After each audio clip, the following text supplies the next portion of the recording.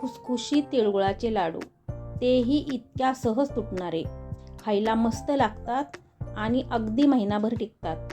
बिलकुल कडक होत नाहीत. त्यासाठी टिप्स दिल्या आहेत. रेसिपी अगदी सोपी आहे.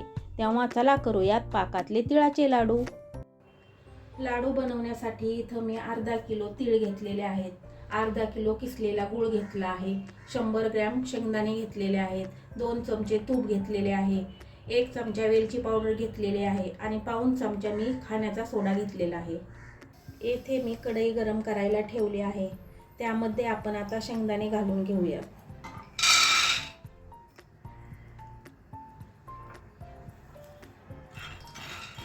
हे शेंगदाणे आपल्याला कमी गॅसवर खरपूस भाजून घ्यायचे आहेत.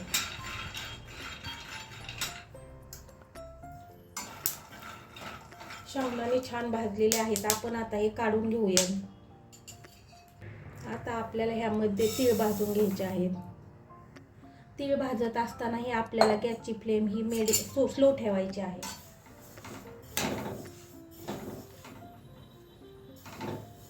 आणि ह्यालाही छान भाजून घ्यायचे आहे.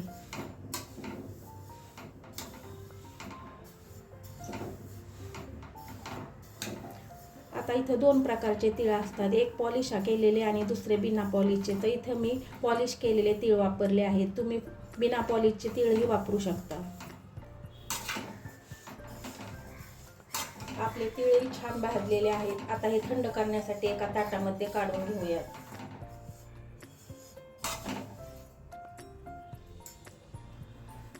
शेंगदाणे थंड झालेले आहेत. आता आपण ह्याची साले काढून घेऊयात.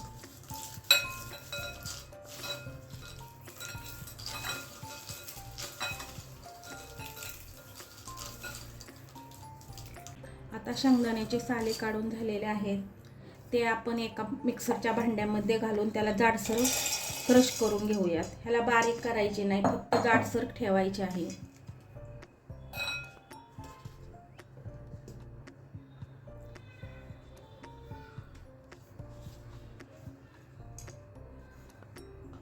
अशा पद्धतीने मी जाडसर शेंगदाणे वाटून घेतलेले आहेत. ह्याच्यापेक्षा आपल्याला बारीक करायचे नाही. आता आपण पाक बनवून घेणार आहोत. त्यासाठी मी इथं कढईमध्ये 1 चमचा तूप घालून घेत आहे.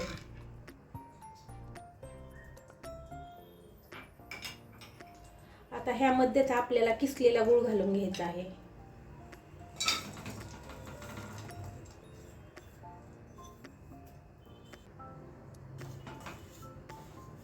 आता इथं मी साधा गूळ वापरलेला आहे. तुम्ही साध्या गुळाऐवजी चिक्कीचा गूळही वापरू शकता. आता ह्याला आपल्याला सारखं हलवत राहायचं आहे. ह्याचा पाक बनवायचा आहे.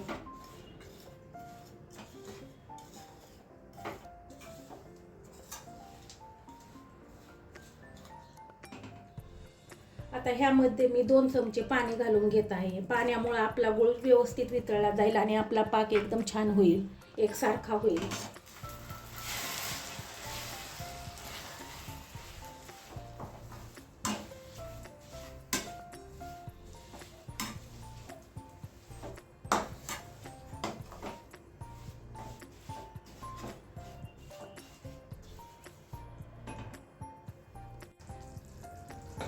इथे आपला सर्व गूळ वितळलेला आहे आणि ह्याचा पाकही छान झालेला आहे. आता ह्याला शिजवण्यासाठी मला 5 ते 7 मिनिटं लागलेले आहेत. आता हा झाला आहे की नाही हे बघण्यासाठी मी इथं एका वाटीमध्ये पाणी घेतलेले आहे. त्या पाण्यामध्ये आपण 2-3 थेंब गुळाचे टाकून बघूया.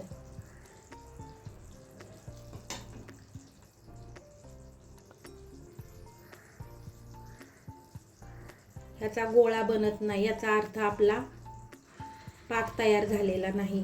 ह्याला आपल्याला आणखीन 1 ते 2 मिनिटं शिजवून घ्यायचे आहे. ह्याची अशी गोळी झाली की समजायचं आपला पाक तयार आहे, परंतु आपली गोळी आणखीन व्यवस्थित होत नाही.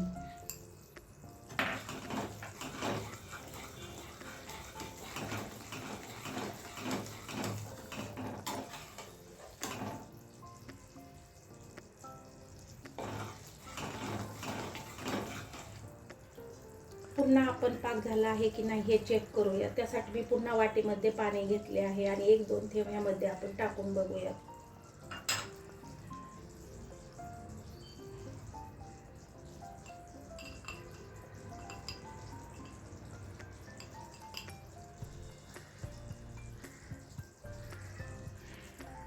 आता ह्याची गोळी व्यवस्थित होत आहे, हे बघू शकता.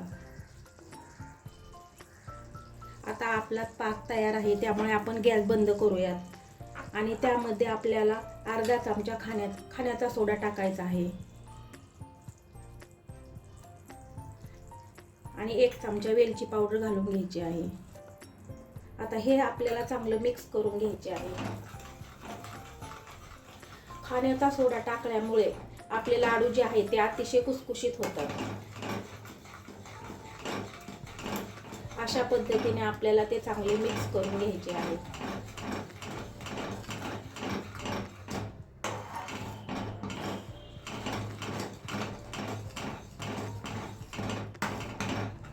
आता ह्यामध्येच आपल्याला आपण भाजून घेतलेले तीळ घालून घ्यायचे आहेत. आता ह्यामध्ये आपण भाजून घेतलेले शेंगदाणे ऍड करूयात आणि सर्व मिश्रण आपल्याला एकजीव करून घ्यायचे आहे, चांगलं मिक्स करून घ्यायचे आहे.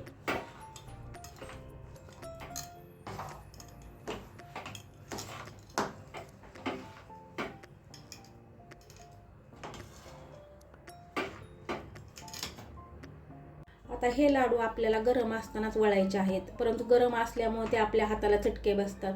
त्यामुळे मी इथं काय केलं आहे, एका ताटाला तूप लावून घेतलेलं आहे आणि ह्या ताटामध्ये आपल्याला असं गोल चमच्याच्या साह्याने असे गोळे पाडून घ्यायचे आहेत. हे बघा, अशा पद्धतीने आपण गोळे पाडून घेऊया आणि नंतर थोडंसं थंड झालं की ह्याला आपण आकार देऊयात. आकारही एकदम व्यवस्थित येतो आणि आपल्या हाताला चटकेही बसत नाहीत. अशा पद्धतीने आपण सर्व गोळे पाडून घेऊयात. आता हे गोळे आपले थंड झालेले आहेत. आता ह्याला आपण आकार देऊन घेऊयात. असे केल्यामुळे हे आपल्या हाताला चटके बसत नाहीत आणि लाडूही एकदम छान होतात, गोलाकार होतात. हे बघा, अशा पद्धतीनेच आपल्याला सर्व लाडू वळून घ्यायचे आहेत. अशा पद्धतीने आपले सर्व लाडू तयार आहेत. लाडू वळत असताना आपला पाक जर थंड झाला तर आपण तो परत थोडासा गरम करून पुन्हा वळावीत, म्हणजे लाडू व्यवस्थित वळायला येतात. आता हे लाडू मी तुम्हाला एक तोडून दाखवते.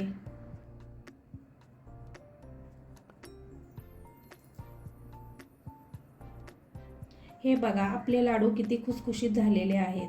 अशा पद्धतीने तुम्ही जर लाडू बनवले तर ते 100% व्यवस्थितच होतात.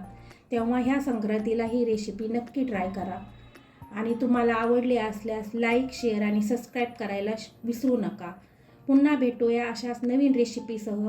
तोपर्यंत धन्यवाद.